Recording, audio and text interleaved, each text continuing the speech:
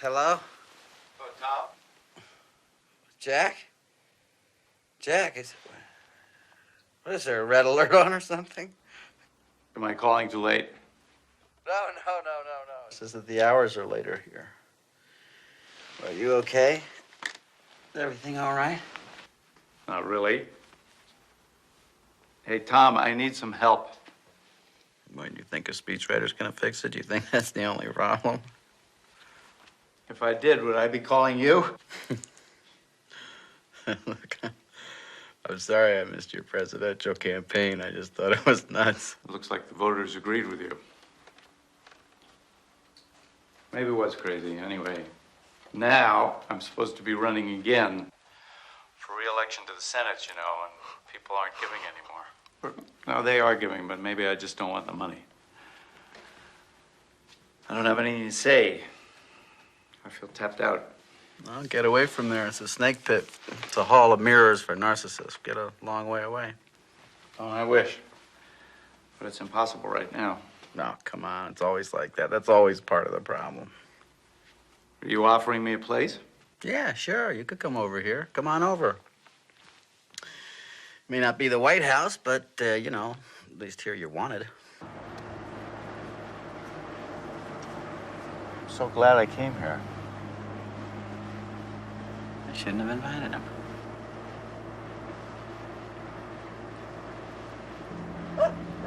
Incredible. Look, there it is again.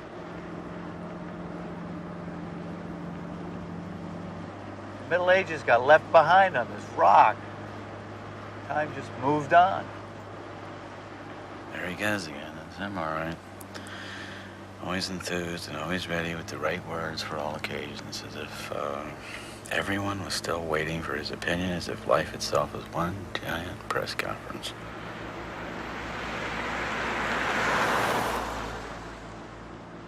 Maybe that's all there is to his public persona.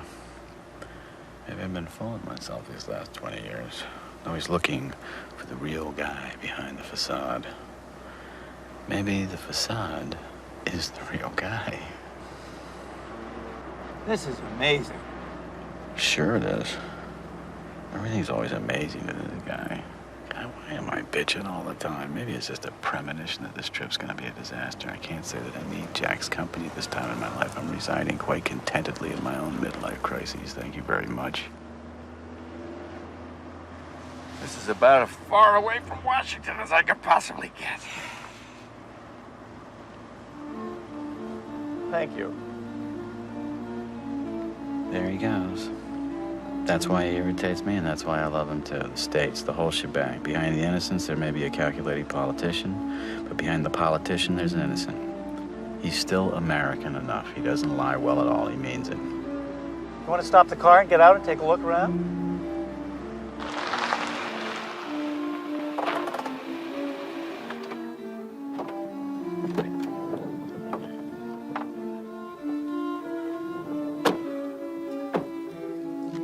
There it is. Monte Saint-Michel. What do you think? Beautiful. Yeah, you want to do something different? You want to walk over there? Walk across that swamp? Yeah, just like our ancestors did centuries and centuries and centuries and centuries ago. You're the one that want to do all the walking. Come on, let's go. Maybe your ancestors used to do this. But unless my mother liked me, I don't have a problem.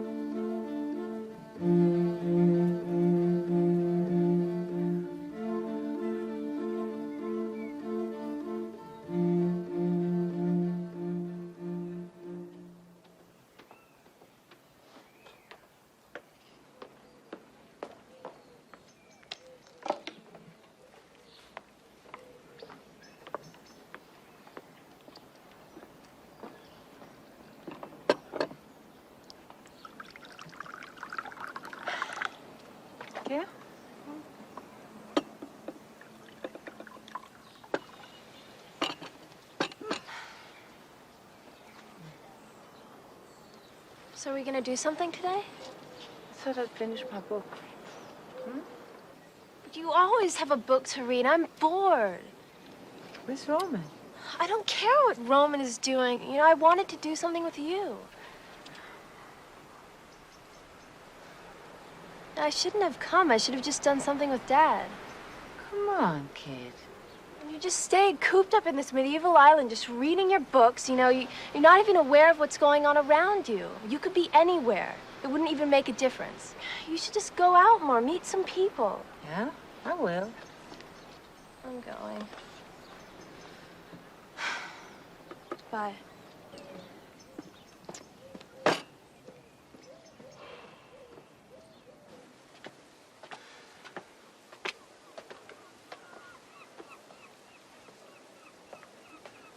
Are you moving to France permanently? What? I thought you couldn't live anywhere but in New York. What about the theater? Did you give that up for good? Well, it may have given me up for good. I don't think I'm enough involved in real estate to live in Manhattan.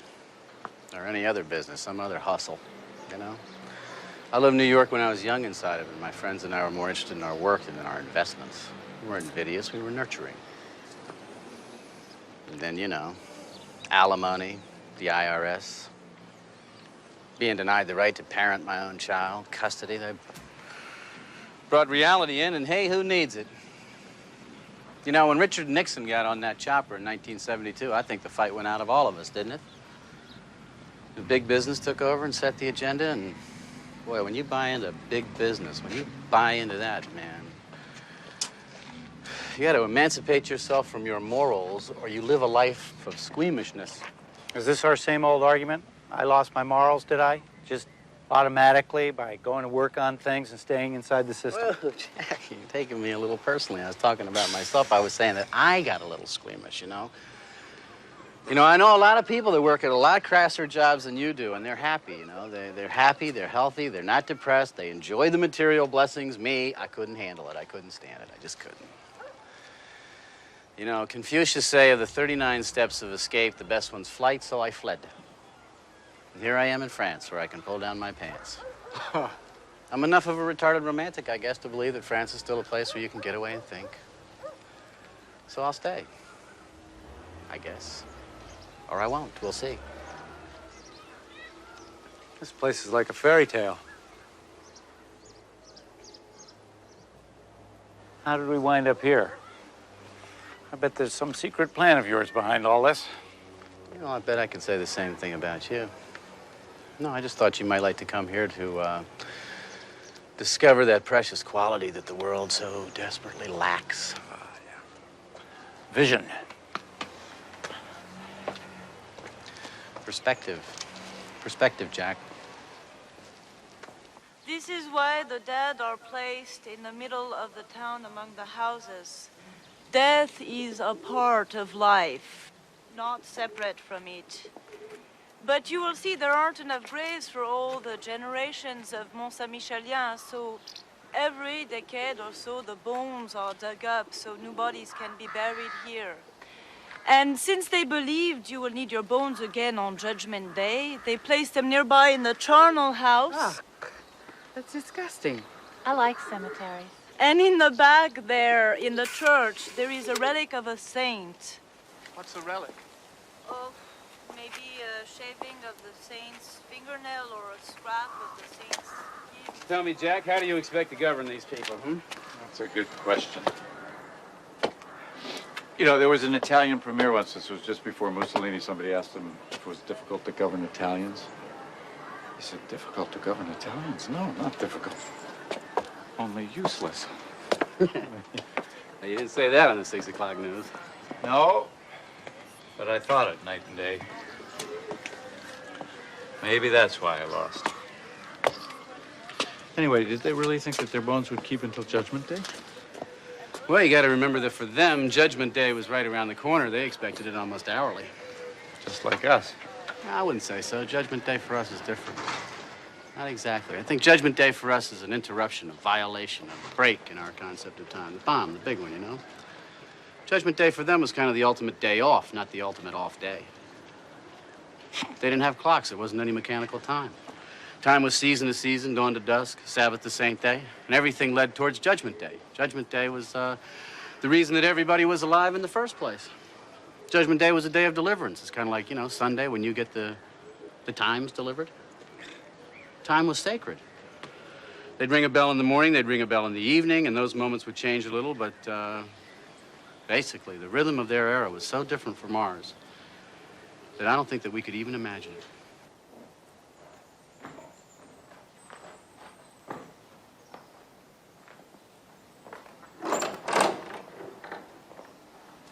I guess we're a little early.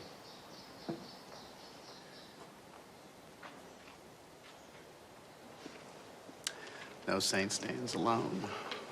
What? No saint stands alone.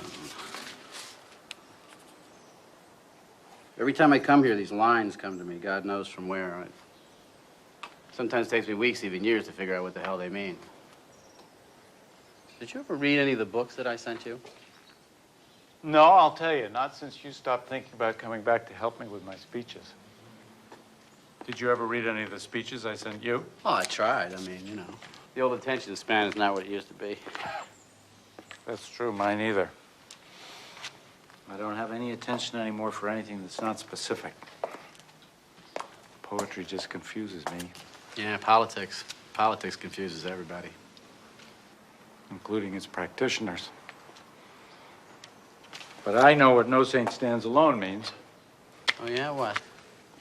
It's the essence of my profession.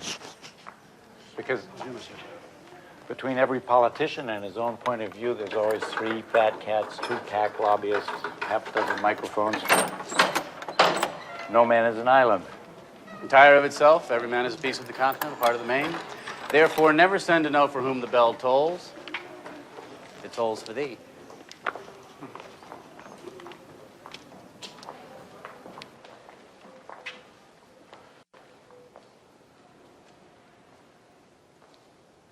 Can't you just feel the place watching it?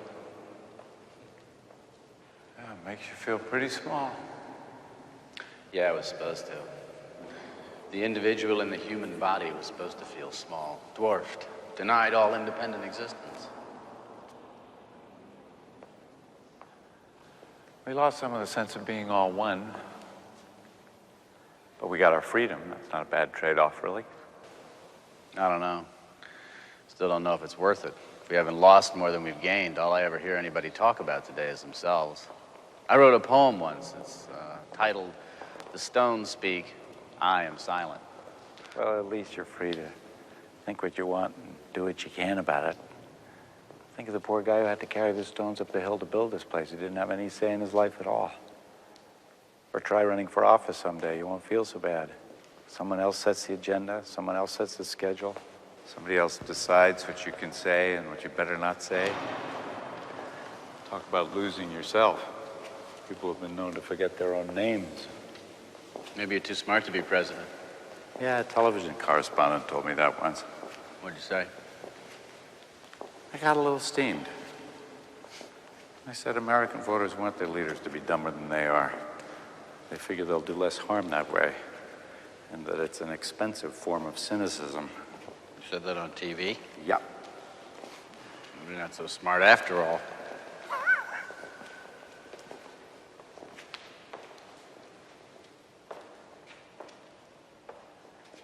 You go through here. It's up here. After you.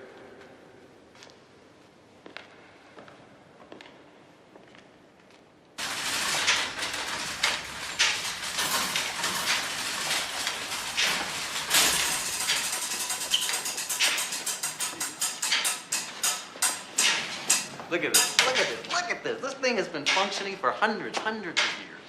Since before the beginning of modern times. Yeah, but this is different from the kind of time you were talking about before. Sunrise to sunset, Sabbath to Sabbath, isn't it? This is mechanical time, isn't it? You bet it is, you bet. I sometimes think that this clock, this machine, is what constitutes humanity's first real break from the world of nature. Wouldn't you say so? Hello? The clock did much more than that. It became the model of the cosmos. And then they mistook the model for the real thing. People got the idea that nature was just a giant clock, not a living organism, but a machine. That's exactly what I've been trying to tell this lunkhead. Exactly, word for word. Maybe you recognize him. Jack Edwards? And you're? Sonja Hoffman. I think I've heard your name somewhere. Yeah, maybe in a couple of hundred news broadcasts. He was a candidate for the U.S. presidency in the primaries. Oh, I vaguely remember. See, I'm not a voter. Most Americans don't vote either. I do know who you are. Me? You know who I am? I doubt it. You're Thomas Harriman, the poet.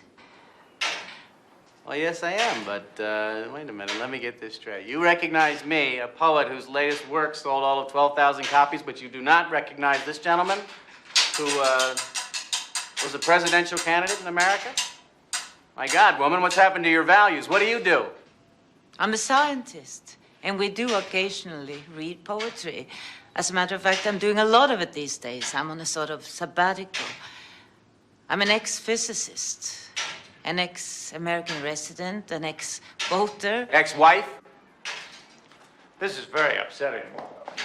Why don't intelligent people like yourself bother to vote? Well, forgive me, you politicians make it so hard. The ideas expressed by most of you, right and left, seem to me as antique and mechanical as that old clock. What's that supposed to mean?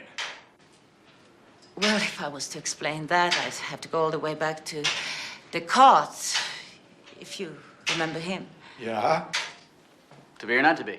I think, therefore I am. Yeah, well, we both went to college, yeah. Well, Descartes was the primary architect of the view that sees the world as a clock. A mechanistic view that still dominates most of the world today, and it seems to me, especially you politicians. Mechanistic. Is that a real word? Mechanistic, mechanical, mechanics? Yeah, it's a good word. Mechanistic, as if nature functioned like a clock. You take it apart, reduce it to a number of small, simple pieces, easy to understand, analyze them, put them all back together again, and then you understand the whole. Isn't that what's known as scientific thinking, Miss Hoffman? Really? What you call the mechanistic view, isn't that what the scientific method's all about? Is it? Well, I don't think so, but I'd like to kind of hear from the physicist, Jack. All right, I'm sorry. Please continue. Well, you're right in a way, Mr. Jack. Call me Jack. Okay, Jack, you are right in a sense. But it wasn't always so, not before Descartes. When he introduced such thinking, it amounted to a revolutionary break with the church. He said, I don't need the Pope to tell me how the world functions. I can find that out for myself. Because to me, the world is just a machine. And then he became fascinated with clockworks and made the clock into his central metaphor. He said, I consider the human body as nothing but a machine. A healthy man is like a well-made clock.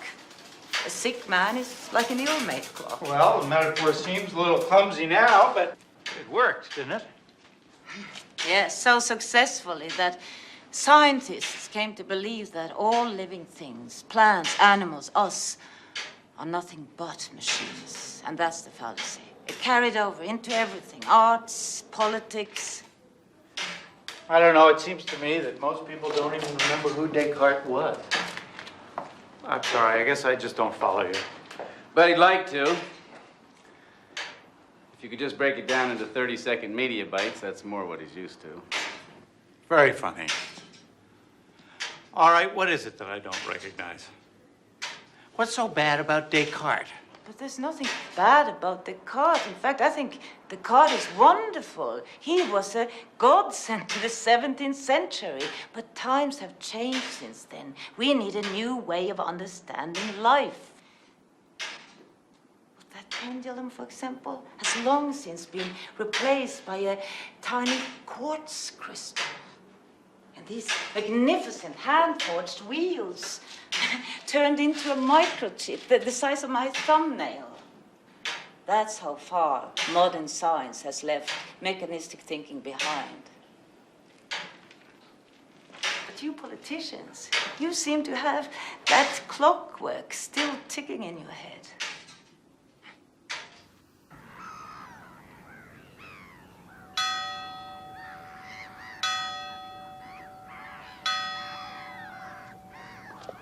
Keep on going, Sonia. Don't stop.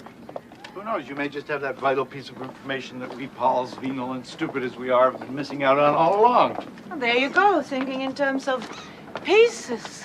Pieces are all we get of the picture, only fragments. Come on, give me some examples. Well, let's take the population problem, for example. You can't solve it by looking at different forms of birth control in isolation. Research has proven again and again that the most effective form of birth control is not a pill. It's economic and social gains, which will reduce the desire for large families. That's true. Do you know that in our world, every day 40,000 children die from malnutrition and preventable diseases? That's every other second. It's now, now, and now. But the short lives of these children cannot be seen in isolation. They're part of a whole system involving the economics, involving the environment, and more specifically, involving high levels of third world debt. How's that? The burden of frenzied borrowing is not falling on those with foreign bank accounts, nor on those who created the imbalance. The burden is falling on the already deprived. 3 years ago, President Nyerere asked the question, must we starve our children to pay our debts? That question has been answered in practice. And the answer has been yes, because since he asked, hundreds and thousands of little children in the third world have given their lives to pay their country's debts. And millions more are still paying interest with their malnourished minds and bodies.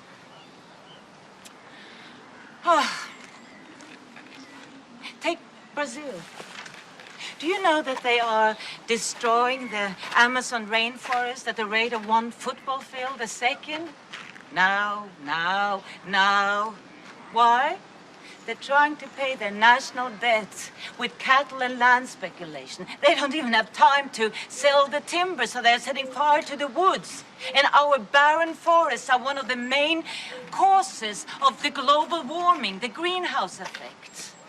And in the meantime, we are pouring our money into the arms race. See, you cannot look at one single of our global problems in isolation, trying to understand it and solve it. Of course, you can fix a fragment of a piece, but it will deteriorate a second later because what it was connected to has been ignored. We have to change everything together at the same time. The ideals, the institutions, the values. All of this sounds kind of familiar. Do you two know each other? Is this a setup? Well, all right. What do I think about this? Yes, the problems are complex, but you're just looking at the dark side because so's our capacity to respond, isn't it? Communications, data banks, technology. We already have the tools to deal with a lot of these problems, even if they are more complex. Candide himself, the eternal optimist. But don't you see that all these new technologies, they're causing more problems than they solve? In medicine, for example, there's been an overwhelming increase in technology, but the costs have spiraled concurrently. It's become medicine for the rich. And public health hasn't improved significantly, although public health would improve dramatically if we just changed our eating habits, for example. But instead, the experts are occupied with making artificial hearts.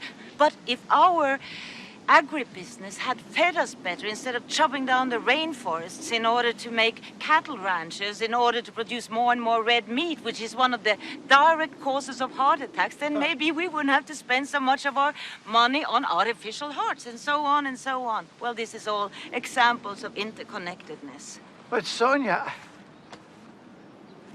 All right, supposing that you're right and everything is connected to everything else, as you say. Still, you've got to start somewhere, don't you? So that's the real political question here. Where do you start? By changing the way we're seeing the world. You see, you're still searching for the right piece to fix first. You don't see that all the problems simply are fragments of one single crisis, a crisis of perception. Oh, good. The world is coming to an end, and you say it's a crisis of perception. I'm sorry, that's a little abstract for me. And all of this stuff about modern medicine, all your criticisms. I mean, I may be a doctor's son, but you have to admit that this mechanistic medicine has been pretty successful. Well, up to a point. But simply by blocking the mechanisms of a disease doesn't mean healing it. I mean, it's like in politics. It's just shifting the problem to another sphere. Are you going to help me in this, or are you going to leave me stranded out here in this argument by myself? I'm going to leave you stranded. I'm going to leave you stranded. Okay. A person goes to a doctor today with recurring attacks of gallstones, and the doctor takes the gallbladder out, and lo and behold, the pain goes away. Now, you could say that the doctor is working from a poor perceptual model, that he just concentrated on a part of the clock that wasn't working and removed it. But the fact is, the patient is out of his pain, he's feeling better, and the clock is ticking again. His perceptual model worked.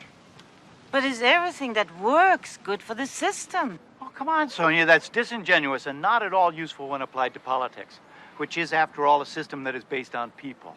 It's the art of bringing people to agree on a certain course of action. If that course of action succeeds, the people are satisfied. If not, they're not. It's as simple as that. If it works, it's good, period. But isn't that exactly what you said, why politics doesn't work anymore? That politics, you said, needed to become the art of the impossible? Whose side are you on? Hers, obviously. She's intelligent, gracious, and she's more attractive. Listen, Jack, I'd like to get back to the systems. You know, you called me dishonest. No. Yeah, let's talk about the gallbladder again. Let's say the gallbladder is out and the pain is gone. But what about the stress that might have brought the illness on? If that stress persists, he's probably going to get sick again. Or let's say he had changed his nutrition much earlier and done some exercise. He may never have developed the gallstones in the first place. See, a little health education might have been much cheaper than the operation. A lot less painful, too. But our system doesn't encourage prevention. It encourages intervention. Okay, you're not disingenuous, but to blame all this on a French philosopher who's been dead for 300 years, isn't that a little out of proportion? Maybe even a little eccentric? No. Not if I'm right. See, my point isn't to condemn Descartes' thinking. It's simply to recognize its limitations.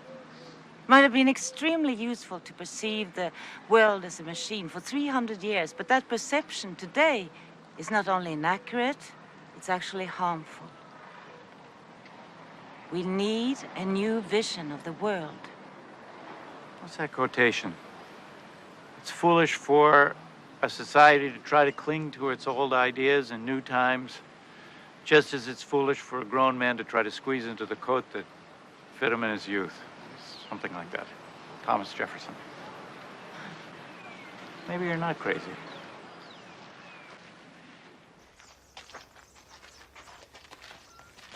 I don't know, Sonia.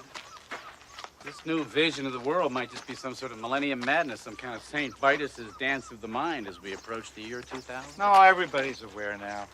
We can make ourselves extinct at the press of a button. And we're soiling every square foot of land, sea, and air. That water looks clean, but it's not, is it? Not really. Nothing is. The English Channel is one of the most polluted bodies of water in the world.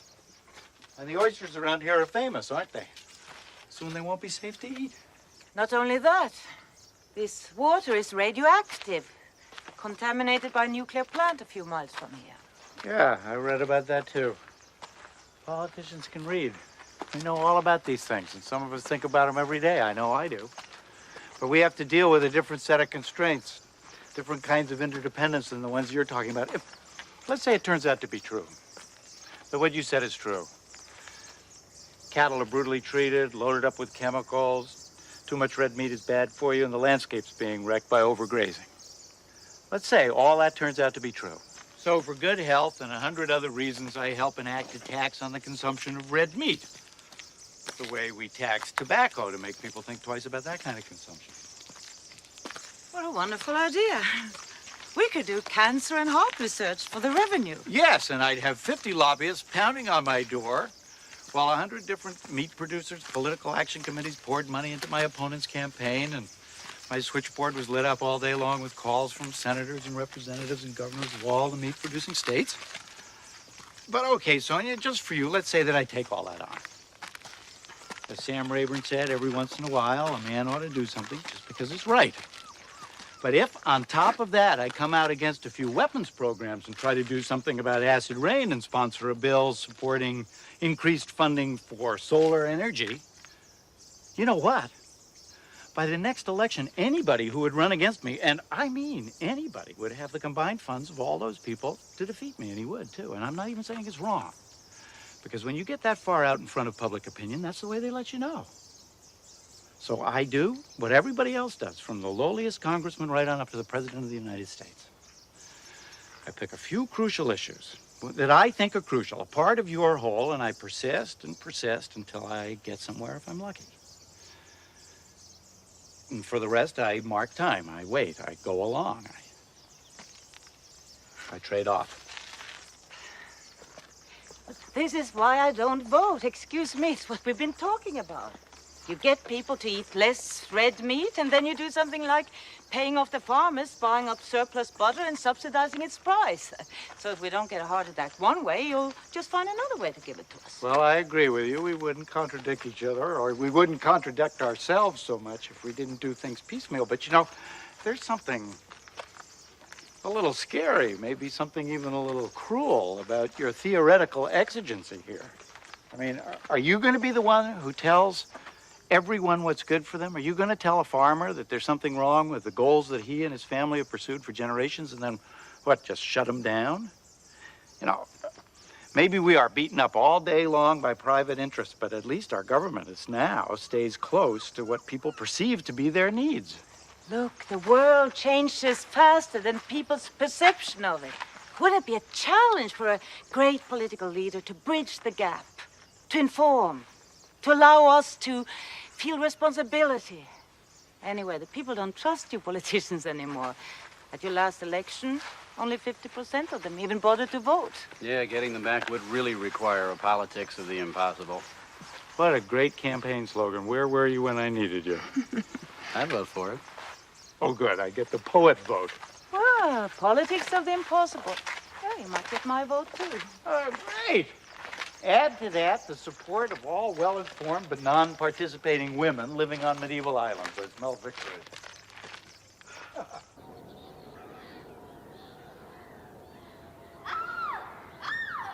C'est génial, on est chez Freddy ici, Ouais, c'est hein? génial, on va faire une fête. Ah, on va fais plus chercher. fort! Ouais, Ah! dans ça, ils arrivent, vite, viens.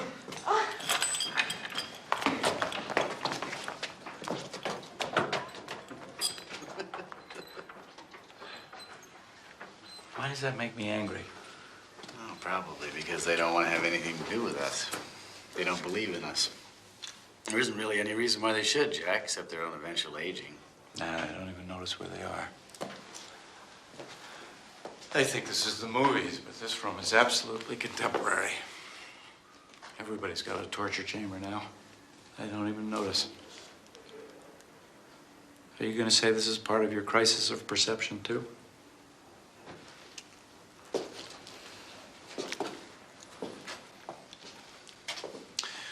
Yeah, or maybe we're all led a little towards death, like wolves to the weak. Or maybe people are just shits.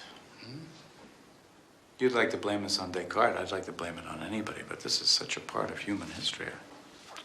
Well, I don't know about Descartes, but I do know that Francis Bacon presided over the witch trials of King James I at a time when millions of women were tortured or burned for practicing folk medicine or worshipping pre-Christian goddesses or simply because they were unusual. I would probably have ended up on the stake myself. See, I don't believe it was a metaphor when Francis Bacon wrote that nature had to be hounded in her wanderings, bound into service, made a slave. He even said that scientists, with their new mechanical devices, had to torture nature's secrets out of her. Did you notice how he uses her when describing Mother Nature? As if nature was nothing but a witch.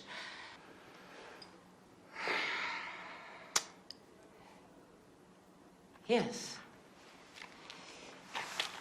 It's actually fair to say that this room represents a crisis of perception.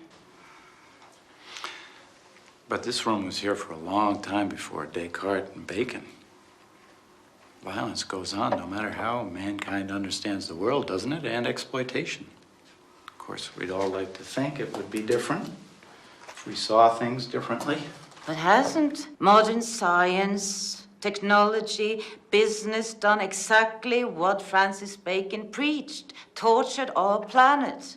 Didn't we just implement the old patriarchal idea about man dominating all? I don't know, Sonia. Let me be the devil's advocate here for a minute. How much have we really tortured and hounded the planet? I mean, you could say not much compared to what the ice ages did to the world, for example. And who says that nature can't cope? We're all scared to death about the disappearing ozone layer, but we only started studying ozone levels about 10 years ago. It could be that these so-called holes in the atmosphere have been appearing and then disappearing again since the beginning of time. Couldn't it? Could be that nature has a healing mechanism that we don't even know about. It could be that this hysteria about ultraviolet rays is nothing more than that, just hysteria.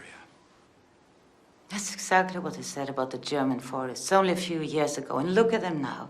More than half of the trees in the Black Forest are dying. We can't explain it away any longer. We simply cannot take the risk. And right here around this island, the tides are slowing down. Maybe because of silt building up from garbage being dumped in the bay or from the overuse of fertilizers. Lakes can die. Entire oceans become polluted. Topsoil, forests, water, poisoned, dead. Things can change so fast. In the hands of man, nature becomes fragile. Rain becomes acid. I agree with everything you said, but why this patriarchal fixation, I mean, in Salem, those women witches were betrayed by other women. Phyllis Schlafly, a woman, has written that God's greatest gift to mankind was the atom bomb. I mean, these are women. Why can't you just say what's patriarchal is what's evil in both men and women and let it go at that? There's plenty of that to go around. Unless, of course, you happen to believe that these women were brainwashed by men like Patty Hearst. Why are you so scornful? Look, there are two great principles functioning in this entire living world. The male principle, pick the adjective, the aggressive, dominating, whatever, and the female principle, nurturing, caretaking, gentle, whatever. What I am saying is that these two principles may have been in a rough balance, but now the men, and yes, I do think it is the men, have created the tools, the weapons, both intellectually and physically, to bring these two principles way out of balance. We have been placing mechanistic tools in the hands of power-oriented patriarchal people. I'm saying you men are out of control now. And we are the victims. So what's the risk? What's wrong with giving the female principle an opportunity? And I say, let's get out of this room. It's having a torturous effect on our relationship.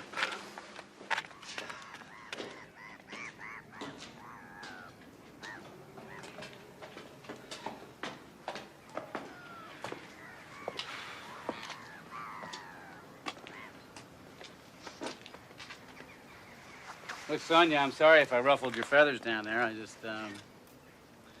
you know, I'm a failed husband, so I'm a little too sensitive about all that stuff.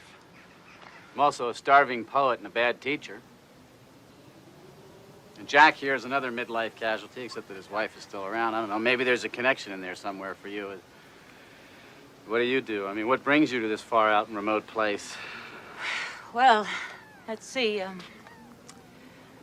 I'm a scientist, still, even though I'm on a semi-permanent sabbatical. How come? I got tired of seeing my work fed to the U.S. Defense Department. I'm a physicist, the only woman in my graduate department, the first in Norway doing quantum field theory. My specialty was lasers. At that time, the challenge was to design lasers of ever shorter wavelengths. The shorter the wavelength, the more powerful the laser. Our ultimate goal was to create an X-ray laser. And one day, I hit upon an unusual idea, which, as it turned out, led to a major advance in that X-ray laser. Well, when you do something like that, science treats you very well.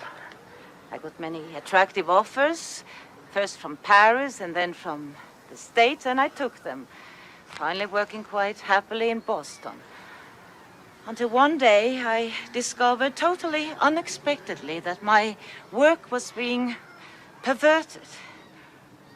See, I had always looked at the medical applications of my work, of using this laser to provide holographic images of cells or even molecules. It could have helped us solve so many puzzles, even the formation of cancer cells. But what really happened was that a more sophisticated version of my idea was being used in the Star Wars program. And it blew my mind. It made me reevaluate my whole profession. Anyway, to cut it short, in the midst of other events, I just got up and left. What were the other events, if I may ask? Experiences not all that different from yours, I suppose. I left Boston, and eventually I came here. I just came one day from Paris, and the place took hold of me. I kept coming back.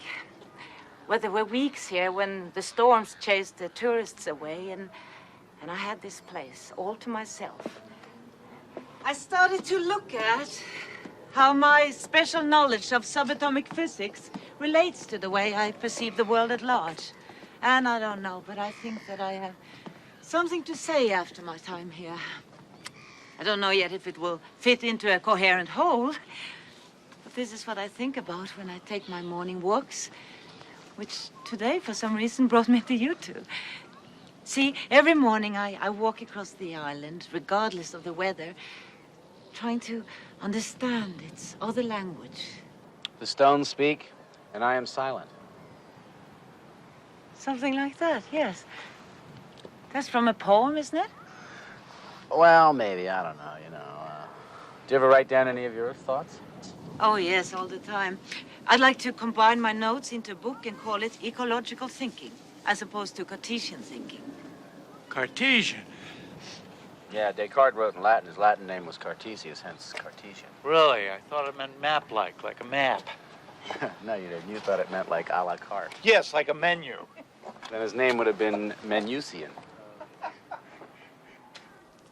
I'd like to offer this ecological way of thinking as a new way of looking at things. Help us overcome this crisis of perception.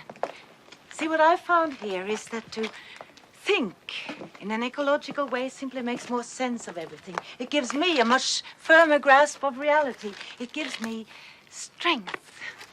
Knowledge is power? Yes, but in the sense of personal empowerment, not that old male urge for power over others. Descartes' evil empire again? Descartes had a dream. It was really Isaac Newton who made that dream come true, who transformed it into scientific theory, into power. May God us keep from single vision and Newton's sleep. William Blake. I'm very impressed. No, you two would have a lot in common. You'd have a lot to talk about. He was writing in poetry 200 years ago what you're saying today in prose.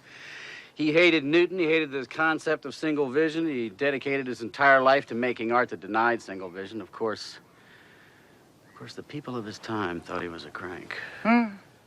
Whereas they revered Newton almost as a god. By reducing all physical phenomena to the motion of material particles, the motion caused by the force of gravity, he was able to describe the exact effect of gravity on any object with precise mathematical equations. We call it Newton's laws of motion. Really the great achievement of 17th century science.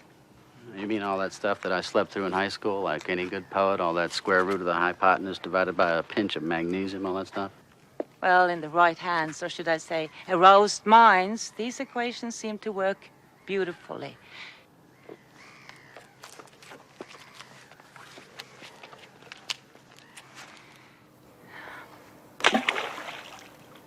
I could use Newton's equations to calculate and explain every motion of that throw, from the ballistic curve to the ripples in the water. See, this was a feat so impressive for the time that Newton's mathematical system immediately established itself as the correct theory of reality, the ultimate laws of nature. Descartes' dream of the world as a perfect machine was now an established fact.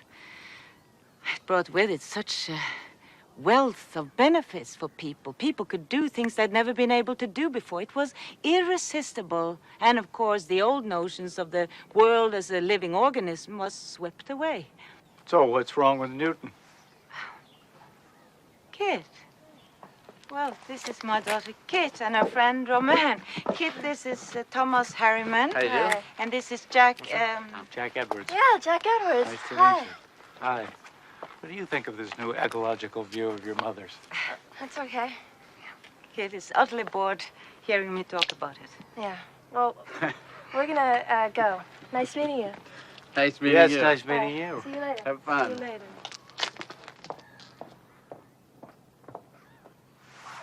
Oh, so she's living here with you? No, she's in her first year in college. She's on a break. But right now, yes, I think she's utterly bored living here with me. I understand that. I have two of my own. Yeah, I have one.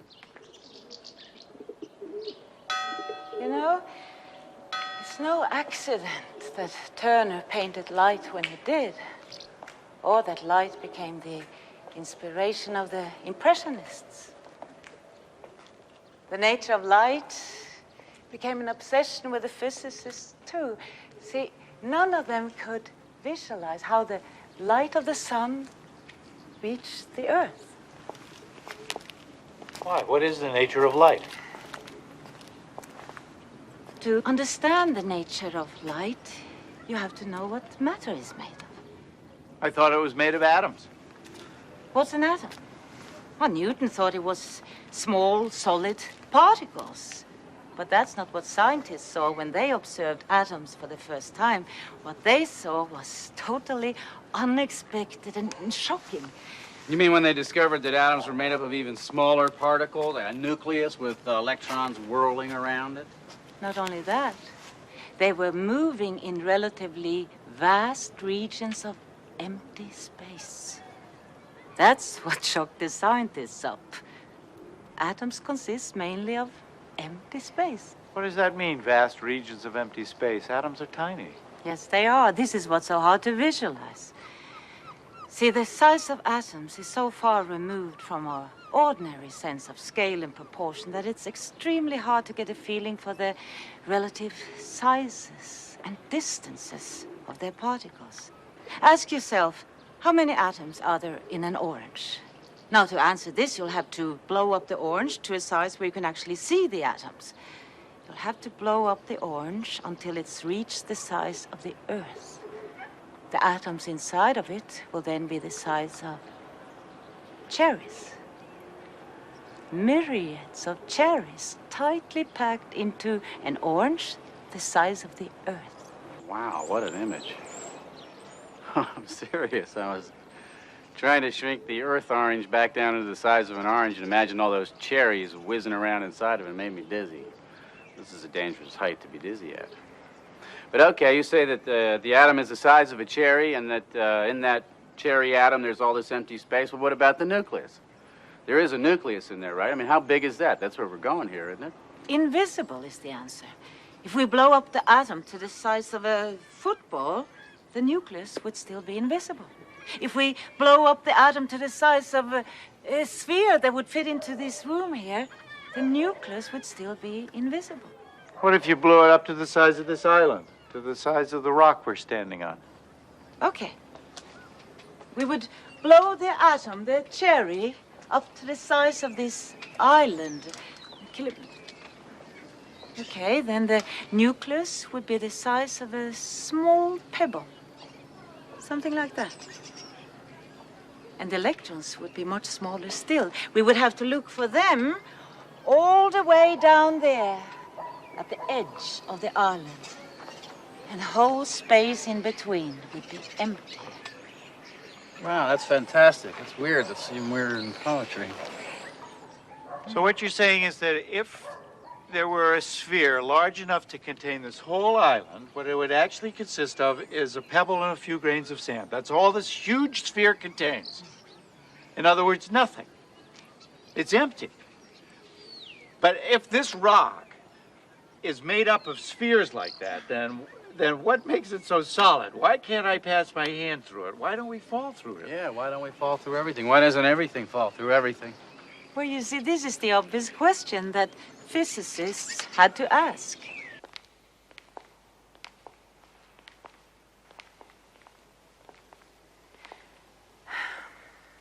Now remember that all the Newtonian concepts were based on things that could actually be seen, or at least visualized. But what they were now finding in this strange and unexpected world were concepts that could no longer be visualized. And when they went on battling with this absurd phenomena of atomic physics, they were forced to admit to themselves that they didn't have a language, not even an adequate way of thinking to describe their new discoveries. They were forced to think in entirely new ways in terms of radically new concepts. To understand why matter is so solid, they had to question the conventional ideas about the very existence of matter. And after many frustrating years, they were forced to admit that matter does not exist with certainty in definite places, but rather shows tendencies to exist. Tendency? What the hell does that mean? Now, let's say we want to observe an electron out there. Now, we cannot say that it is in a definite place. We can rather say it has a tendency to be out there in the front rather than in the back. Or here to the left rather than over there to the right. In scientific language, we actually don't speak about tendencies. We speak about probabilities. I seem to remember voting for a bill in the Senate that gave some physicists a lot of money for a detector that they said would tell them exactly where an electron is. Were we being gypped? Not at all. The strange thing is that when you actually make a measurement of the electron, it is in a definite place. But between measurements, you cannot say that it is in a definite place, or that it has traveled a definite path from one place to another. You mean when you want to measure it, it just sort of shows up? Yeah. Oh, kind of like out-of-work actors or presidential candidates like Jack Edwards. What do you think? What do you think? Hey, tough guy. Yeah. Oh, my knees hurt. Okay, let me get this straight. You measure it and the electron is there. It shows up, like Tom said. But in between measurements, you can't say for sure that it's in a definite place, or even that it went on a definite path from one place to another. So how does it go from here to there? It moves, doesn't it? No. You mean it stays in the same place? No. Well, wait a minute. Either the electron moves or it doesn't move. Well, you can't say that. Well, are you getting a feeling now of what these physicists felt? You see, an electron doesn't move from place to place, and it doesn't stay in one place either. It manifests itself as probability patterns spread out in space. And the shape of these probability patterns changes with time, something which might seem like movement to human perception. Are you saying that the electron sort of gets smeared out over a large region, and then when you measure it with the measuring gun, it collapses into a small point? You got it. You see, all subatomic particles, electrons, protons, neutrons, manifest this strange existence between potentiality and reality. So at the subatomic level, there are no solid objects. No, they are not. Well, if there are no solid objects at the subatomic level, how are there solid objects at any level? That's the amazing thing. This simple question, what makes this rock so solid, goes way beyond our power of imagination. I mean, I cannot explain this to you in visual terms. Of course, I can do it in mathematical equations, but there's no metaphor for it. How can you live in a world that's unmetaphorical? I mean, you have to perceive reality in some way. I mean, this is solid. Okay. Let's take an atom from within this granite, a silicon atom with its 14 electrons. Now, the probability patterns of these electrons arrange themselves like shells around the nucleus, each shell containing several electrons. Now, within the shells, the electrons are everywhere at the same time, so to speak. But the probability patterns that resemble shells are extremely stable and very hard to compress. Matter is solid because probability patterns are difficult to compress. That's as good as it gets. So I was right to sleep through Mr. Giddis's physics class. That little model he made out of Tinker Toys with sticks and balls, that was wrong, right? Right, wrong. Yeah, it's a lousy visualization, but then no one did it any better. If the doors of perception were cleansed, everything would appear as it is, infinite. William Blake.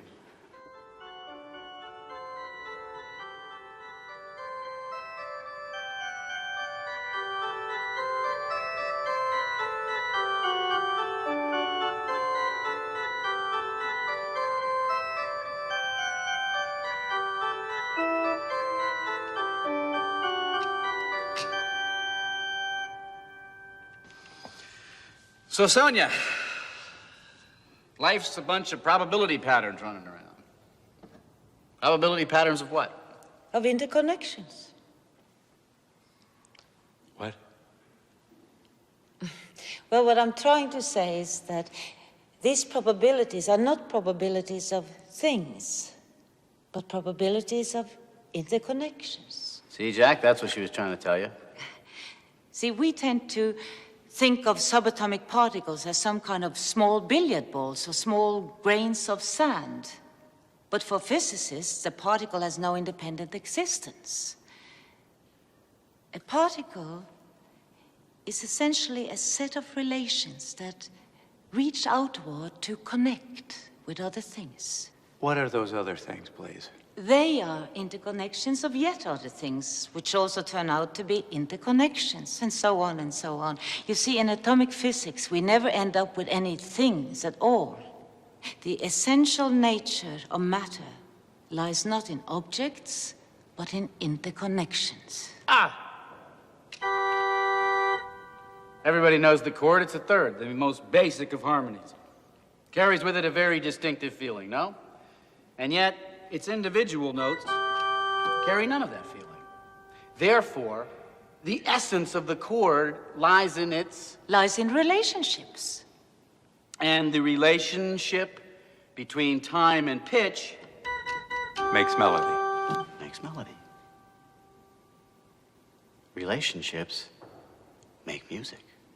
Relationships make matter, Music of the spheres. as Kepler said. And Shakespeare before him. And Pythagoras before him.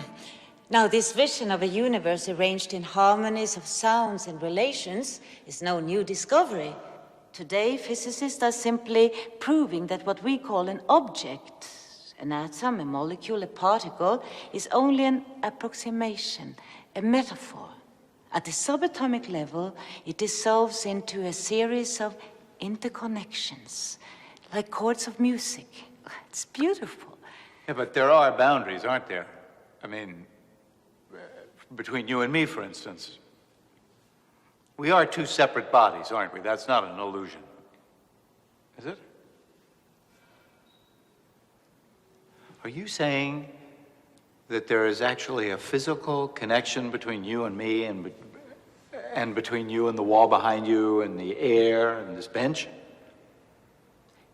Yes. At the subatomic level, there is a continual exchange of matter and energy between my hand and this wood, between the wood and the air, and even between you and me. I mean a real exchange of photons and electrons. Ultimately, whether we like it or not, we're all part of one inseparable web of relationships.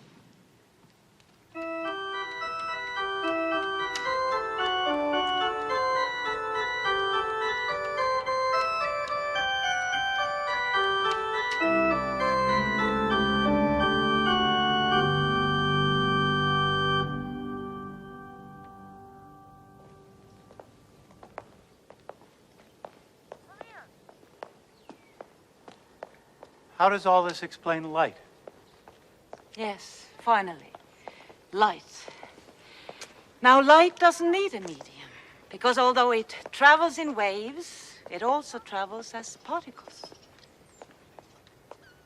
Light is both particles and waves? Yes, but the particles of light, which we call photons, are of a very special kind. Unlike other particles, they never stand still. They never speed up, they never slow down. They always travel at the same speed, the speed of light. And the waves are not ordinary waves, like water waves. They are abstract patterns of probabilities, traveling in the form of waves. Patterns of relationships like everything else. Exactly. I get it. Well, I don't get it, but I get it. Let there be light. And like light, a great variety of other high-energy particles, cosmic rays, bombard the Earth. All these particles colliding with the air, creating more particles, interacting further, creating and destroying more particles. And we are in the middle of this cosmic dance of creation and destruction, all of us, all the time. Shiva Nataraj. I beg your pardon? Shiva Nataraj, the Hindu god of dance. The Hindus believe that Shiva's dance sustains the universe, that Shiva's dance is the universe. The ceaseless flow of energy going through a multiplicity of patterns, dissolving into one another. That's physics. No, that's poetry. That's wonderful. No, really, that's great. But I hope this doesn't bother anybody. What do you do with it? What's it for? Well, you don't do anything with it, I don't think. You just think about it, contemplate it. Are you guys hungry? I'm hungry. Let's go get something to eat.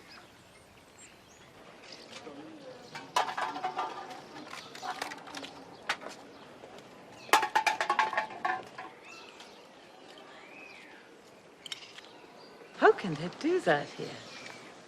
I mean, how can they do that anyway? It's your fault. What? Well, okay, it's not your fault. It's physicists' fault. They made the bomb. You can't blame littering on the bomb. Why not? The bomb made the whole planet disposable. Littering is an expression of powerlessness. Like, hey, what difference does a little more crap make? It's all going anyway. Kaplowy, you know? Maybe you're right.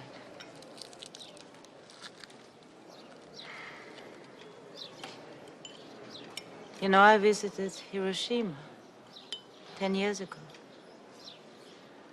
I went to the museums. I saw the photographs of devastation. I went to the Peace Park, looked at all the monuments. Statue of a mother with a baby. Statue of a goddess enveloped in paper cranes. Big peace bell. And then I saw a mound, about 6 feet high, covered with grass. It wasn't decorated in any way. It wasn't a symbol of anything. No monument. It simply contained the ashes of the atomic bomb victims. The actual remains of what was left of tens, maybe hundreds and thousands of men and women and children. Incinerated because of our knowledge. A flash of light that burned them and obliterated them and totally transformed the world. And as I stood in front of that mound of ashes, I felt that I was face to face with the victims of, well, I can't say the victims of my work as a scientist, as a physicist.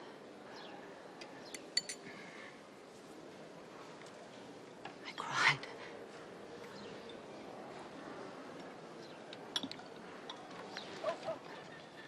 When I was little up on the 3rd floor with my brother, we'd lie in our beds watching the heat lightning flashes, and he'd say, "What's that?" And I'd say, "That's it, that's the big one, we're all gonna die." You can't make yourself responsible for Hiroshima, Sonia, just because you do physics. You didn't invent the bomb, and even if you had, somebody else decided to use it, a politician.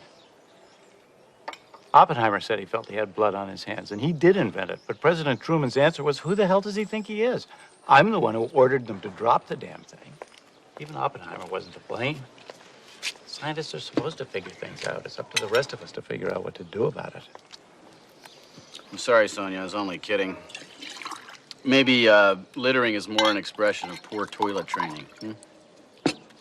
Like, I don't know, maybe we could change the subject. There's no accountability for scientists, as there is for other professions. Why aren't we obliged, like medical doctors, to not use our knowledge destructively? It's not that simple, I don't think. Oppenheimer said he had blood on his hands. He had regrets after the fact. I have regrets because of my X-ray laser. See, I'm responsible for the consequences of my discovery. You know, we never talked about responsibility at the university, not at my time. We never discussed ethics. We were never taught value thinking. No one induced upon us the wisdom of the American Indian tribes who made all their important decisions with the 7th generation in mind. We were never taught to think about the future that way. We were taught in our closed rooms that we were doing pure science in the pursuit of pure truth, the noble pursuit of pure truth. Well, that's what science is, Sonia. Don't be so hard on yourself. No, that's what science was, maybe. But pure science hardly exists today. The scientist isn't sitting in his lab anymore, choosing to work on what fascinates him most. Science is expensive. The Pentagon, who pays most of it, decides what is fascinating. 70% of all science done in the United States today is paid by the military. We give our knowledge away without thinking about the values, without thinking about who is responsible. Well, but there is oversight. I've served on some of those oversight committees. Scientism is an irrational belief in the truth of science. It's become a religion today. It's not a good religion, but it is a dominating religion. And people, of course, who see what miracles physicists are able to achieve, like going to outer space or splitting atoms or making bombs, believe that scientists who are so powerful also must be very wise. And so they don't question their work anymore. And they leave their own responsibility in the hands of these people they envision to have this power of knowledge. And although they know that scientists are doing scary things in the shadows, they just hope that they will be careful. And then scientists hand over their responsibility to those who are paying them. And I know what happens when you hand over your responsibility to those who pay you, like I did with my laser. It broke my heart. If you're worried about the possible dangers of genetic engineering, who do you go to for advice? You have to ask a scientist. He's the only one who understands.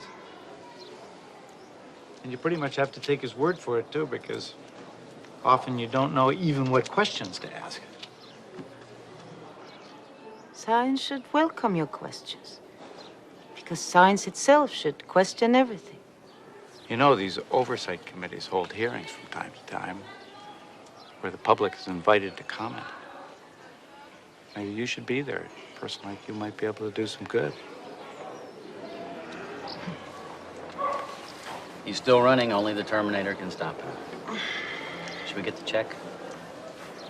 I'll pay. Oh, no.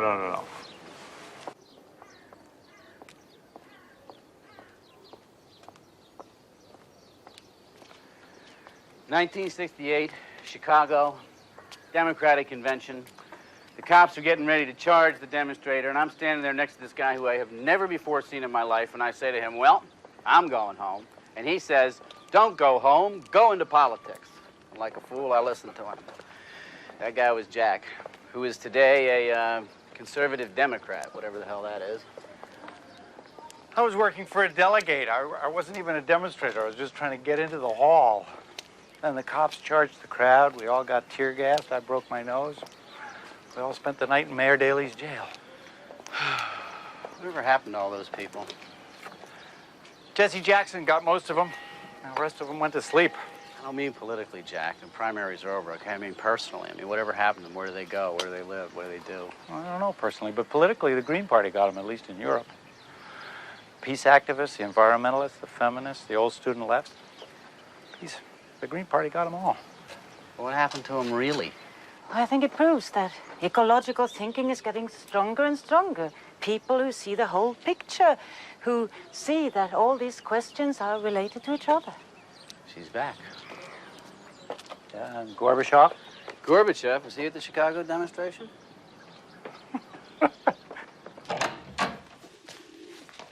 Mom, I thought you were with those men. Yeah, they're out there. Hello, Mom.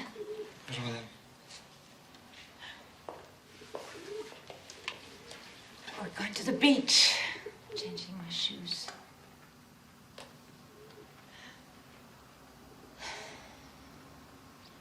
What's the trouble? Nothing. Did I do something wrong? No, it's just, I can't stand you talking about what's wrong with the world and your new vision of reality when what I hear and what I think is that you're talking about your own problems, or how you yourself feel disconnected. I mean, you can't even relate to me. Are you coming with us this time, kid? Yeah. Come, kid, please.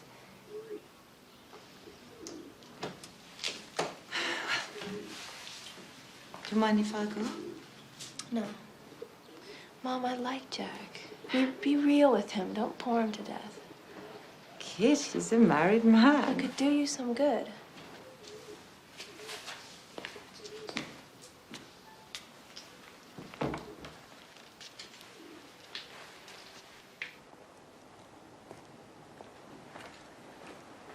And in 1968, Richard Nixon won the youth vote. 1980 and 1984, Ronald Reagan did the same thing. Majority of Americans are very conservative. You know, I think we are dealing with a historical process that's so deep that even Americans won't be able to resist it much longer. When I look around in the sciences, I see the same patterns emerging everywhere, the same notions of holism, the same thinking in terms of processes instead of structures. It's happening in America, too, because once something takes hold in the sciences, it will spread. It always has, whether we like it or not. I'm glad to hear you say that. I thought you'd given up on America.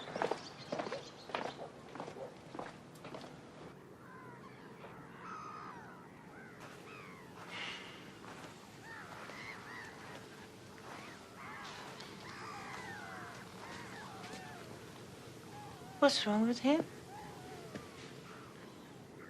The color has probably caught him. He's He's a poet. He's got a license to be moody. It's taken him miles from his home, but it's kept him free. So... I sometimes think he can change his thoughts, his point of view about anything, anytime he wants. If he meets someone like you who sees things in a completely new way, he's totally free to go along with it. And should you succeed in really changing his views and win him over, you can be sure he'd sit right down and put those new ideas into a play or a poem, and people would admire him for his flexibility. And you feel constrained by your constituency. Yeah, kind of. They want me to be the good old conservative Democrat they voted for. And basically, that's what I am. Anyway, I'm supposed to represent them. It's not all up to me. It's supposed to be the will of the people that sets the course. And the government that finds the means, the best way to give the folks what they want. Of course, it's all a mess right now. The problems are so complex. There's so much crossover from one problem to another. It's hard for people to even begin to think about them.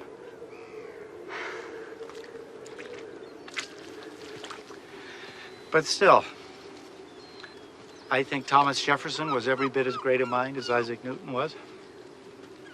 I doubt if there's been a better form of government anywhere in history ever.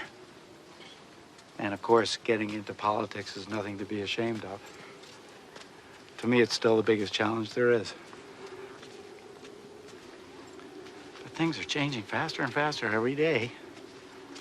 A few years back, the greenhouse effect was just a theory, and now we're just not keeping up. But Sonia, the question is, can your ideas change that? Hasn't a lot of what we've been talking about been discussed and recognized already, and all recognized in all the environmental legislation? Clean water in 72, clean air in 77, 12, 14 years ago, and we're still falling behind. So can your ideas make these things move faster? I mean, if you're going to wait for most of the people to be ready to go along with you before you move, which is what you have to do. I'm sure you're not a secret lover of dictatorships, but wouldn't it take some kind of totalitarian regime to put ideas as comprehensive as yours into effect? So, how does all this translate into politics, or doesn't it? Is this just going to be the best conversation I've had in months, or is there still a chance you can get me elected president? That's what I'd like to know. Jack, are you still asking me for a program? I'm trying to make you embrace a vision. But you just want to know what the packaging is. I'm a practical man. I'm from Missouri. I thought you were from the East Coast. That's an expression. It means show me. Devising policies, that's your job. I do think that as long as you continue looking at things through that old patriarchal Cartesian Newtonian lens, you're gonna miss out on what the world really is. You, we, all of us, we need a new vision of the world, and we need a more comprehensive, more inclusive science to support us. There is a new theory emerging now, which places all the ecological concepts we've been talking about into one coherent scientific framework. We call it systems theory. The theory of living systems. Living systems? Mm-hmm. All living organisms, as well as social systems and ecosystems. See, this theory would help us get a much firmer grasp on the sciences that deal with life. Are these all your own ideas, or do other people share them? I mean, has this been applied in the sciences anywhere? Am I a crank?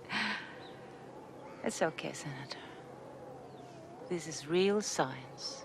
And many scientists, including some Nobel laureates, have been working on these ideas. Prigozhin, Bateson, Maturana, just to mention a few. Yes, it is science, but of a new kind. Instead of concentrating on basic building blocks, the systems view concentrates on principles of organization, Instead of cutting things to pieces, it looks at the living system as a whole. How can you think usefully about things in this holistic way? That's what I don't see. You can contemplate them, you can look at them, as Thomas says. But if you want to do something, if you want to get into specifics, by definition, don't you have to take things apart? How can you talk usefully about a tree without talking about its roots or its leaves or its bark? Well, I could, without even naming the parts you mentioned. A Cartesian would look at a tree and conceptually take it to pieces. But then he would never really understand the nature of the tree. A systems thinker would look at a tree and see the seasonal exchange between tree and earth, earth and sky. Would see the annual cycle, which really is one big breath the earth takes through its forests, providing us with oxygen, a breath of life, linking the earth with the sky and us with the universe. A systems thinker would look at the tree and see the life of the tree only in relation to the life of the whole forest. Would see the tree as a habitat for birds, a home for insects. But if you look at a tree and try to understand it as something separate, you will be bewildered by the millions of fruits it's producing in its lifetime, because only 1 or 2 trees will grow from those fruits. So if you look at the tree and see it as a member of a larger living system, that abundance of fruits will make sense, because hundreds upon hundreds of forest animals and birds will survive because of them. Interdependence. And the tree cannot survive on its own either. To draw water from the ground, it needs the fungus that grows at the tip of each root. And the fungus needs the root to survive, and the root needs the fungus. If one dies, the other dies. And there are millions of relationships like this in our world, each depending on each other for life. The systems theory recognizes this web of relationships as the essence of all living things. Only the uninformed would call such a notion naive or romantic, because this dependency we all share is a scientific fact. A web of relationships. Yes, but this time it is the web of life itself. The theory of living systems actually provides you with an outline of an answer to that eternal question, what is life? Okay, Sonia, let's hear it. What's life? Well, in system language, the answer would be the essence of life is self-organization. What's so funny? What is life, ma'am? Well, life is self-organizing. I mean, it's very nice. That's very, very, very, very, very, very nice. That's very nice, ma'am. That's very, very nice. That's very nice. But I don't know. It just sounds to me like something out of Alice in Wonderland. Maybe there's somebody down here that speaks your language. Jabberwocky? But you know, as Merlin once said to King Arthur, don't dishonor your feast by rejecting what's come to it. Sit. What is life? Life is self-organized. Well, that's just extraordinary. Yes, it is.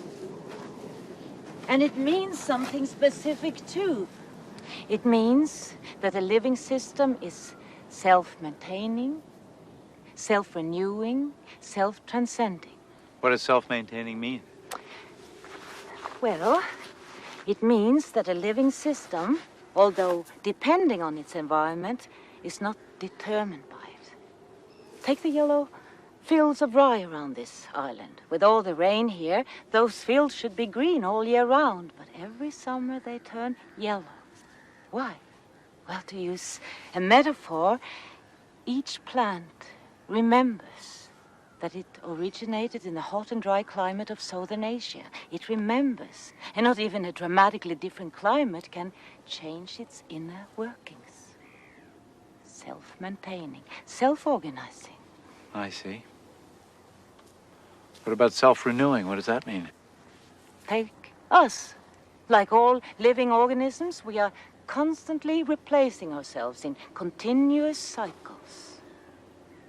Much faster than you can imagine.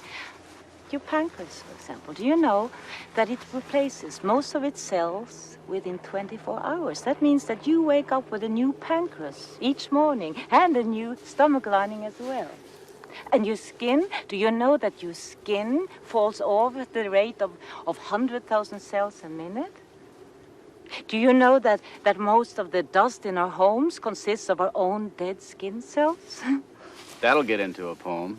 Our households are filled with dead skin.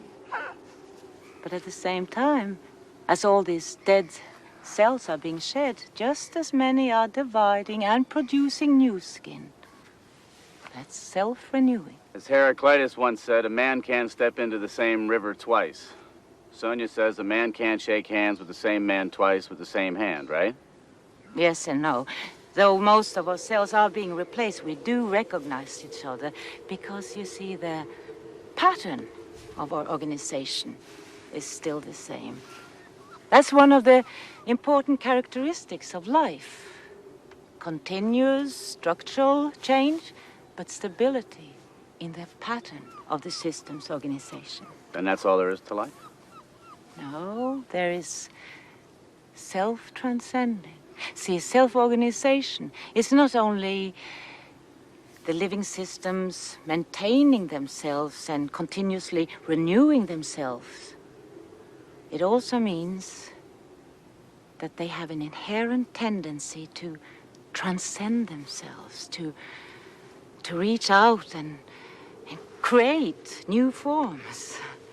See, that is one of the most exciting parts to me, that the basic dynamics of evolution, it's not adaptation, it's creativity. You mean the living systems will evolve just for the hell of it, that they'll sort of go exploring whether they need to for survival or not, so that I'm not so far out of step as I usually suppose? No, you're not. Creativity is a basic element of evolution. Every living organism has the potential for creativity, for surprising and transcending itself. Creating what, for instance? Beauty? Oh, yes. Beauty, too. See, evolution is so much more than adaptation to the environment. Because what is the environment, if not a living system, which evolves and creatively adapts itself? So, which adapts to which? Each to the other. They co-evolve. Evolution is an ongoing dance, an ongoing conversation. We are systems and the planet is a system. We don't evolve on the planet. We evolve with the planet. Wouldn't it be extraordinarily powerful if you could introduce just that one idea into the political dialogue?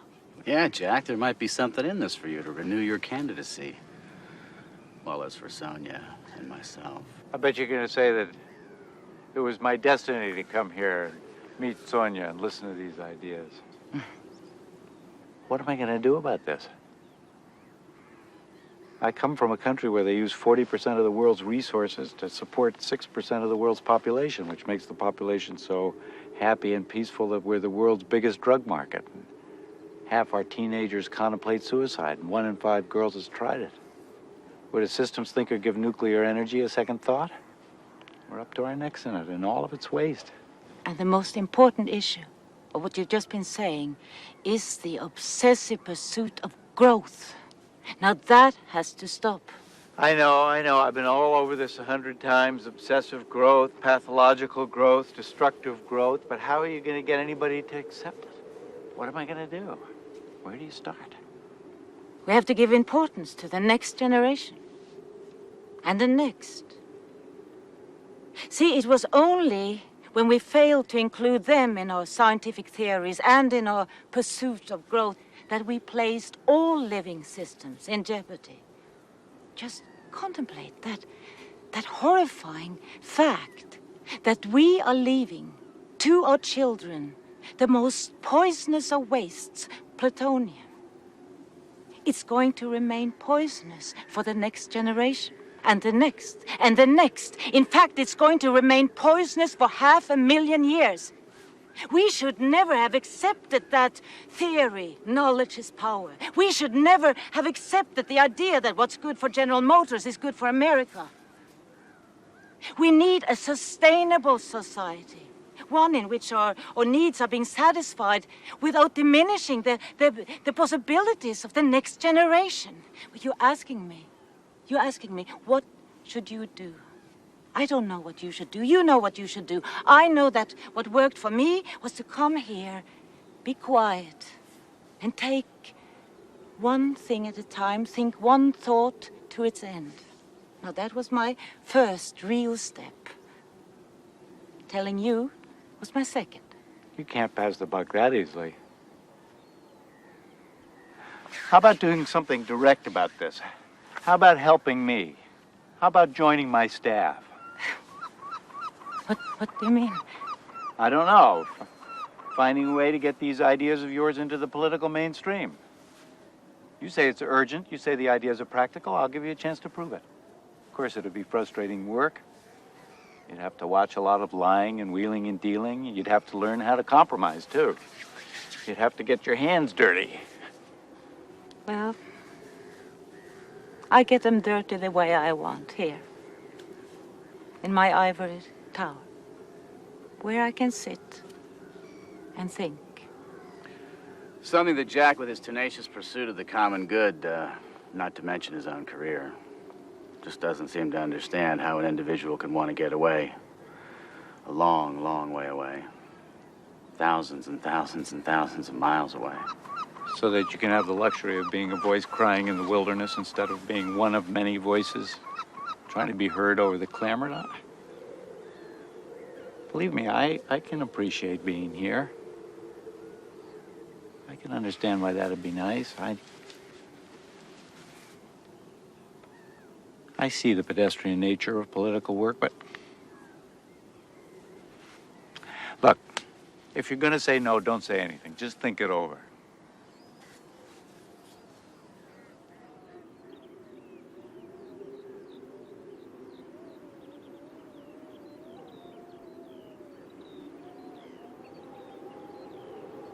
What time does the tide actually come in? It'll be soon now. It's going to reach its all-year high today. You can go closer. Come. Thomas must like you. He doesn't usually have this much time for other people's ideas, do you? Well, not yours, maybe. No, that's not nice. Yes, I like her. I like you. Yes. A lot of guts. To come here, isolate, stay put, determined to figure things out until you had something to offer, a couple of sods like you and I. You know, a lot of people talk about doing things like that, but how many people actually roll the dice and do it? You could have stayed as long, read as much, and decided that you had absolutely nothing to offer. And isolation in and of itself is a very scary thing, Jack. So yeah, I like you. I like you too. It's very brave of you to listen. I'd been disappointed if you hadn't. That would have bothered me, but you know, Jack, I'm not so sure that strong-arming her into a Washingtonian office is exactly where she needs to be right now. In fact, it may be exactly where she doesn't need to be. What's eating you? Yeah, you're right. What is this, group therapy?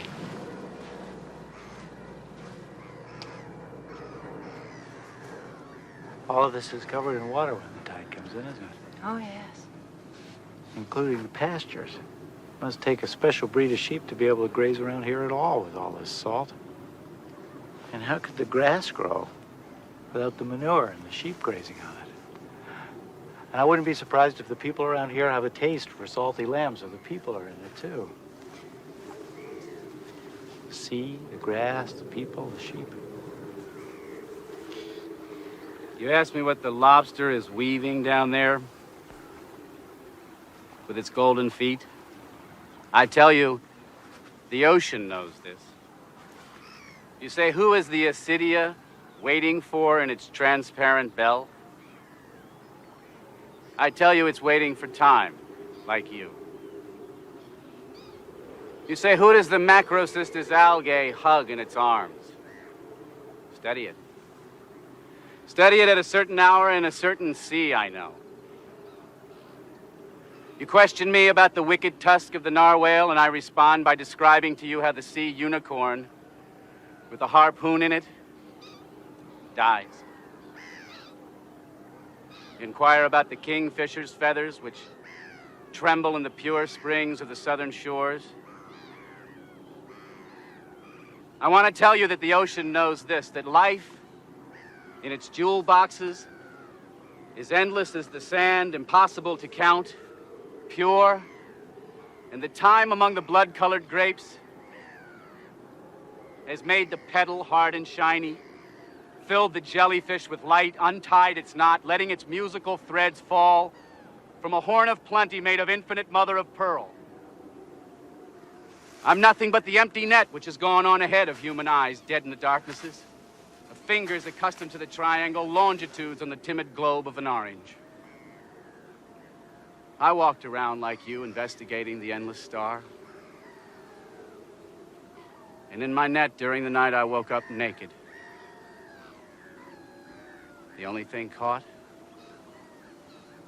A fish. Trapped inside the wind.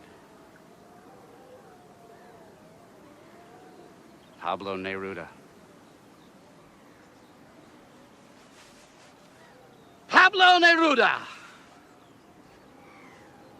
Does that remind you of anything? Walked around investigating the endless star? Isn't that what you do, Sonia? And in my net during the night I awoke naked. Isn't that what you do? Don't you take your net and throw it out into these far-out places of quantum physics and systems theory? And don't you find that the only thing you ever catch is your own self back again? Like a fish trapped inside the wind. Where are the other people in your system, Sonia? The ones you love. What about these tourists here that we feel so superior to? Aren't they too like fish trapped inside the wind? And I don't know, maybe even the feeling's more terrible for them because, you know, they don't have words to describe it. So tell me, Sonia, where are all of us in there? The real people with their qualities,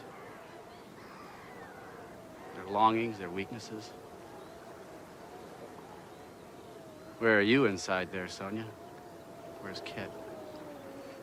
You know, scientists can tell us what life's internal metaphors are, whether they're computer chips or clocks. Politicians can tell us what forms our lives should take. But, I feel just as reduced being called a system as I do being called a clock. Life's just not condensable.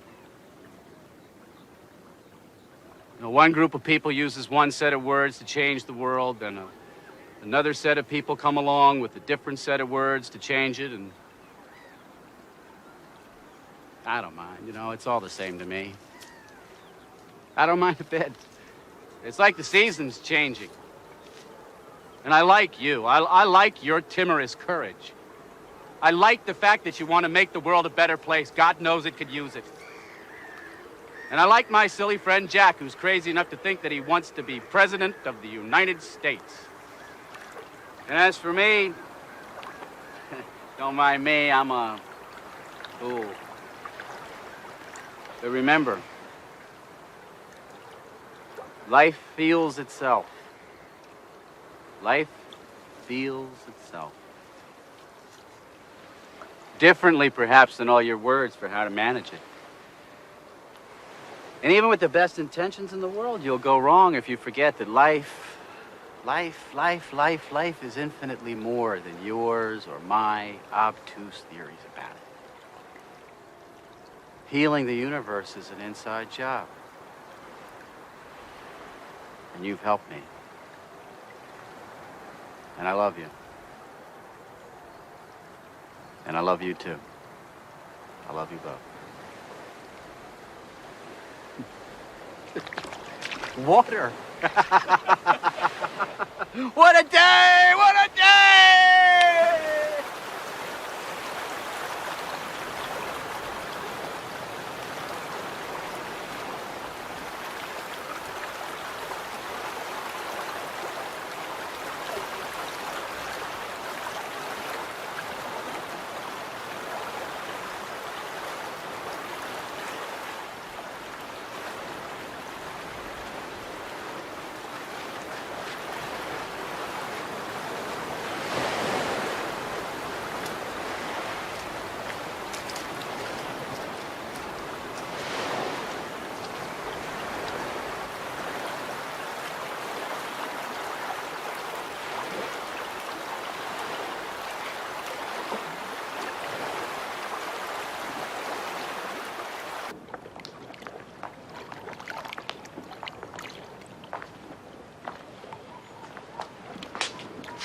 Well, if we're going to go, we better leave now. Well, why don't you just stay? I don't know, why don't you just come? Anyway, thanks. Thank you. Don't thank me. I love the day. I hate goodbyes. Maybe it's not goodbye. Please think about what I said. Let us know how the water rises. Does that matter? Of course it matters. Let it get all the way back to the line. Let it renew itself, right, Sonia? Maybe come to Paris to let me know. Or Washington. Or New York.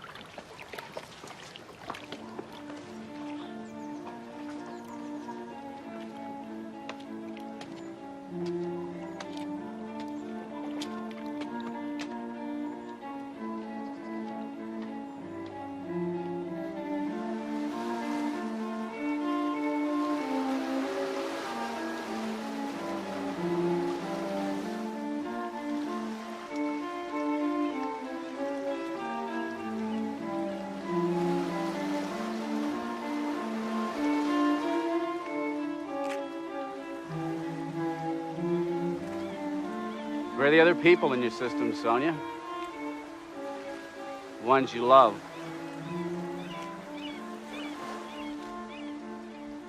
The real people with their qualities, their longings, their weaknesses. Mom, are you okay? Where are you inside there, Sonia? Where's Kit?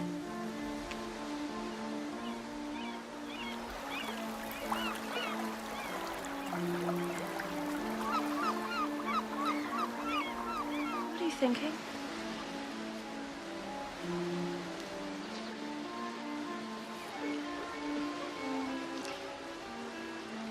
Shall we go home?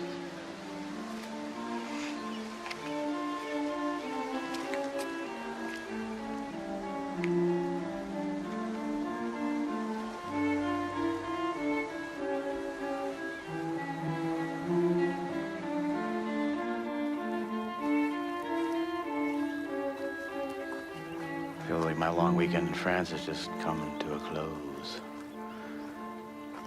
Maybe I, too, am tired of being a stranger, being outside a language and environment which lived, which resonated inside me. Our emotional system, as she might say, needs a larger system to nurture it.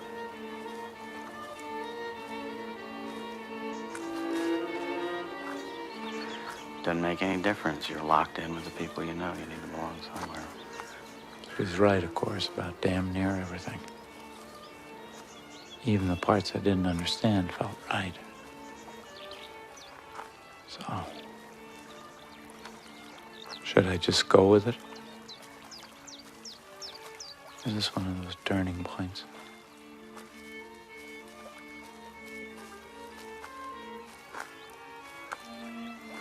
You, the woman, I, the man.